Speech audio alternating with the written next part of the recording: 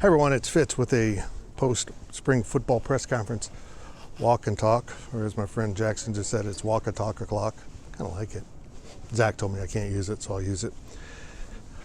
You know, not a lot of huge storylines coming out of today. It just feels so weird to be talking spring football while I'm avoiding snow and ice as I walk here. New coaches are in place. Chris Kleiman's excited about that. Sounds like Colin Klein is speeding up the offense. I think we'll see more tempo out of the K-State offense on display in the fall, and they're going to start working with that even more now. We saw a little bit in the bowl game. I think we can all agree what he did in the bowl game was effective. So it'll be fascinating to see. Trying not to fall down here. That'd make a great walk and talk. How fast they'll actually be. You know, how fast does Colin Klein want to go as an offensive coordinator? And I like it. Phillip Brooks emphasized that he wants to attack defenses instead of kind of sit around and let them dictate things. I like it. Big storyline is injuries, particularly at defensive end. Khalid Duke is still healing. Nate Matlack has had his shoulder worked on. Eli Huggins is out this spring. A total of 7 defensive linemen were at practice, the first practice being this Tuesday morning. So they're not able to do the double rep thing, Coach Kleiman said, which is, you know, have teams going at both ends of the field. So they're doing full team work on one end of the field and 7-on-7 on the other, because they do have a surplus of skill guys, which is a good thing. And they're also getting extra work in on special teams because you don't really need those linemen for those. So I found all that very interesting.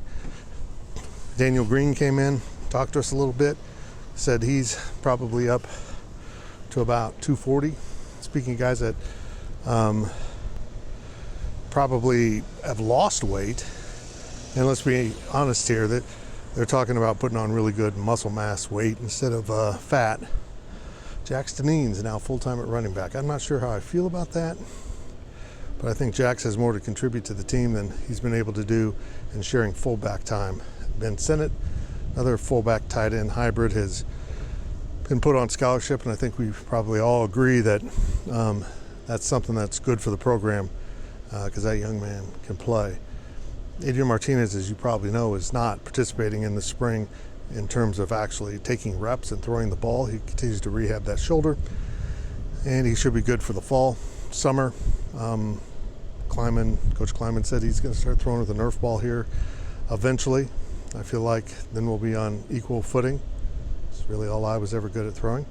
But Will Howard and those guys are going to get a lot of extra time under center. And so we'll just see how the young guys develop and if they can close the gap on Will Howard. I'm not real sure about that, to be honest. I'm not sure where that stands. But again, speaking of guys that have put weight on, Will Howard's apparently up to 245. And I don't think there's anything in the works, but boy, he's starting to sound like a tight end to me. Speaking of tight end, Sammy Wheeler's back for the bonus season.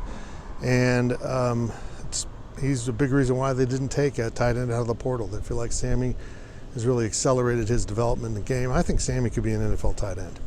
He's got a good mix of blocking and pass catching. Probably needs to be more physical. But he's a guy, like I was just joking about Will Howard, started off as quarterback. So there's probably a lot of conversion that needs to be made in terms of his skill set. Doesn't happen overnight. Overall, I think this is going to be a really good K-State team. I think last season was so important. And, Coach Kleiman talked about it. They're only 7-8 weeks out of bowl prep and the bowl game. So he's got them in that cycle that Bill Snyder always talked about. You got to qualify for that bowl because then it snaps everything into place. The off season ends in, January starts in January when you're done with the bowl game. And then you get into spring football, and then you finish up classes, then you're into the summer, then you have a little break, go home, and then you're in fall camp. And it just kind of sets you up on a cycle of constant football with 3 or 4 breaks built in between. And I think that's what could really make this K-State football program begin to roll under Chris Kleiman. Again, I'm really optimistic about this team. Sure, there's question marks, but I think they're going to be really sound across the lines. They got good skill players, and if Adrian Martinez and the quarterbacks perform, as we learned last year, that is so much of what works and doesn't work for K-State. Got to be good at quarterback, and I'm excited to see what Colin Klein does in terms of being the offensive coordinator. Big day tomorrow for guys like Skylar Thompson. It'll be pro day up here. We'll have some coverage of it at GoPowercat.com. It's not all open to the media, but the stuff on the field in the indoor facility will be, and our Zach Carlson and myself and Michael Goins will be there for part of that, and we'll bring you what we know. I appreciate you subscribing to GoPowercat.com, and if you're not, 50% off right now. Big times at K-State. Make sure you're part of the GPC family.